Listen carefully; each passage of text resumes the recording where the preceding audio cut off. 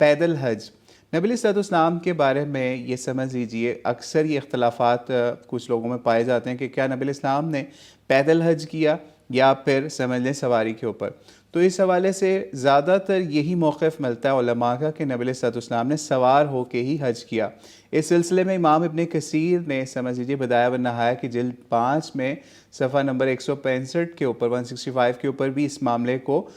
Closing remarks کے طور پہ بیان کیا، ایک روایت کو کوٹ کرنے کے بعد کہ یہ روایت ضعیف یا موضوع کے درجے میں آتی ہے، لیکن پھر بھی اس سے یہ یعنی ایک روایت بیان کر رہے تھے اور اس سے اس کا فہم لوگوں کا کچھ بتا رہے تھے کہ یہ اس روایت سے بھی یہ فہم نہیں نکلتا کہ نبی علیہ السلام نے پیدل حج کیا، بلکہ یہ بتایا امام ابن کثیر نے یا انہوں نے ان مختلف روایات کو جمع کر کے کہ نبی علیہ السلام نے اپنے عمروں میں سے کسی عمرے کو بھی پیدل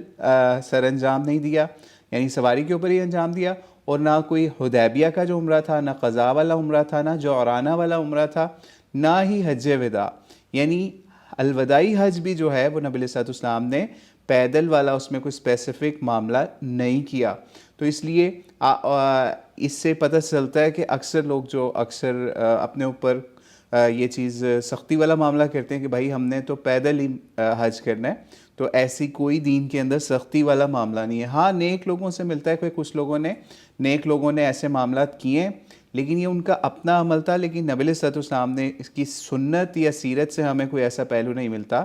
کہ اگر کسی نے بہت زیادہ ثواب لینا ہے تو وہ اس طرح اپنے آپ کو مشقت میں ڈالے۔ تو اس لیے کوشش یہ کریں کہ آسانی اور عافیت کے ساتھ جس طرح سے آپ کا حج ہوتا ہے سواری کے اوپر وہ کریں، اور اگر جو لوگ سٹرونگ ہیں اور وہ سمجھتے ہیں کہ ہم لوگ پیدل حج جو ہے وہ ہمیں زیادہ سکون ہوگا، ہمیں زیادہ اس میں جو ہے روحانیت فیل ہوگی، یا پھر پیدل حج کرنے میں ہمیں وہ رش اور اس طرح کی چیزوں سے جو اکثر وہاں ٹریفک جیم اور اس طرح کی چیزوں سے ہم بچ جائیں گے اور ہم جوان ہیں اور ہمیں کوئی ایسا ایشو نہیں ہوگا، تو وہ لوگ اس چیز کی ٹرائی کر لیں، لیکن پھر بھی کوشش یہی کریں کہ ایسا راستہ وہ لوگ ہی اختیار کریں جو پہلے حج کر چکے ہیں اور ان کو حج کی سختیوں کا پتہ ہے۔ بزرگوں کو یا بڑی عمر کے لوگوں کو اس طرح کی سختی کے اندر، اس طرح کی مصیبت میں بالکل انوالو نہ کریں۔ 1-2 سال پہلے ایسا معاملہ بھی ہوا کہ کچھ لوگ اس طریقے سے پیدل حج بڑی عمروں کے کر رہے تھے، تو کسی کو پانی نہیں ملا راستے میں، کسی کو کوئی اور ایشو ہو گیا، یا ہیٹ سٹروک ہو گئی، اور یا ہیٹ ویو اس طرح کی آ گئی منی کے اندر یا عرفات اس طرح کی جگہوں پہ، تو اس کی وجہ سے بھی لوگوں کی پیدل بھی کئی لوگوں کی ڈیتھس بھی ہوئیں۔ تو اس لیے اپنے آپ کو کبھی بھی ہلاکت میں نہ ڈالیں، یہی قرآن کا اصول ہے جو مسلمانوں کو فالو کرنا چاہیے کہ اپنے آپ کو